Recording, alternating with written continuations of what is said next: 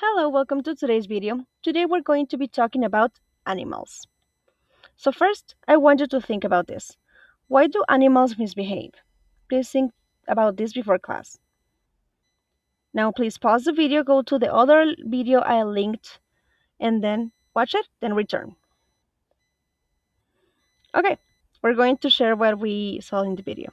Now, I want you to think about this. Have you ever had a pet that misbehaved? What did he do? Please think about this before class. Now, read these scenarios. What would be a good solution for this kind of behavior? Let's take a look at the first one. Having destroyed the living room, my dog looked as if he didn't understand why I was so mad. Eating the remains of the table, the dog looked happy. Amused by the disaster, I found the house covered in mud. Okay, great. So, now I want you to please read the beginning of these sentences and identify the present participle, the past participle, and a clause with perfect participle. Pause the video while you work on this, please. Okay, great. Let's go ahead and check. The present participle clause is waking up with a jump. The past participle clause, numbed by the efficiency of his newer conditioning system. And the perfect participle, having left his trusty companion he, to keep an eye on the shiny new van. Very good. Now, if you notice, the present participle ends in ing, waking up. When we have a past participle, you know if it is a regular verb, we end with ed. But if it is an irregular verb, it's something by memory, right? But if we have a perfect participle, what do we do? Well, if you notice, we write having and then the past participle of our verb. Great. Now I want you to please read the sentences and identify the subject of the participle clauses. Pause the video while you work on this, please. Okay, great. So now let's go ahead and check. Being a little shy, he hid behind the curtains. Who is the subject? He. Woken by a noise, James ran to the back door. Who woke up because of a noise? It was James, right? Not having understood the question, the teacher asked the student to rephrase it. Who didn't understand the question? The teacher or student? That's right, it was the teacher. Excellent. Okay, now I want you to please read the sentences again, but if you notice, I also included a different version of the sentence. Now, I need you to please think about what is different in each of the sentences. What did I change? For example, in the first one, I had, he was a little shy, so he hid behind the curtains. Being a little shy, he hid behind the curtains. If you see, first I have the subject and a verb, in this case a verb in simple past, he was. But when I rephrased it, what I did was I just wrote the present participle. So, when we have a subject and a verb in any tense, maybe in present, in past, it doesn't really matter then, we're going to use the present participle. This could even work with continuous tenses. For example, they were running because they were scared. Right? We could say running from the clown, they were scared because, I don't know. Now, let's take a look at the next one. James was woken up by a noise, so he ran to the back door. Woken by a noise, James ran to the back door. If you notice in the first one, I have James, and then what I have is the past of verb to be, in this case was, and the past participle of our verb. And how did I change it? I just wrote the past participle, right? And if you notice, I am mentioning James later.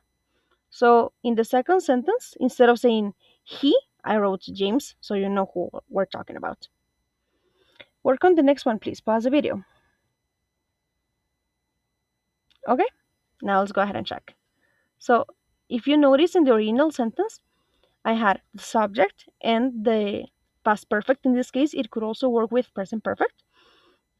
And when I rephrase it, I write my perfect participle, having, and the past participle of our verb. Now, please notice that here this phrase was in negative, hadn't. And when I rephrased it, I started with not and then my verb. Okay, now I want you to please read the sentences again and think about this. Which one is more likely to be spoken? Which one gives more information with fewer words? Please think about this. Well, if you notice the first sentences, the first options, they are a little bit more common when we're speaking. However, the second version is a little bit more formal and it gives more information with fewer words.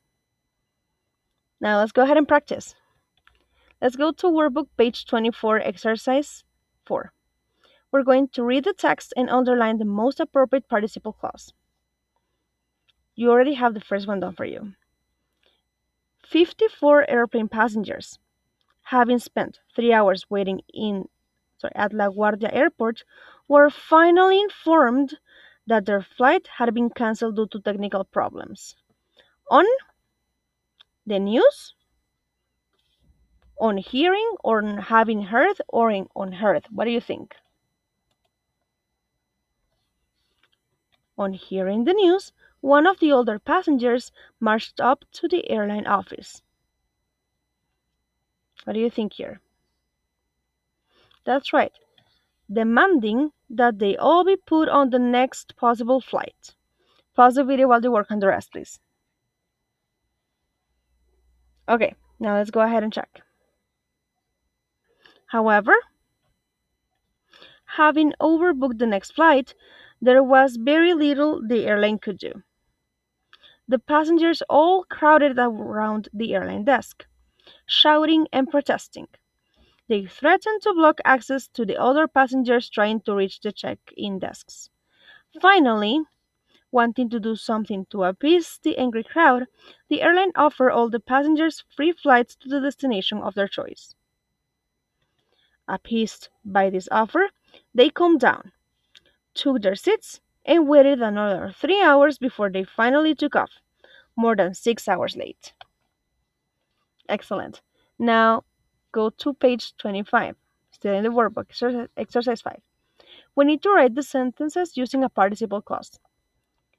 Look at the first one. He hadn't really understood what she had said, so he did the exercise incorrectly.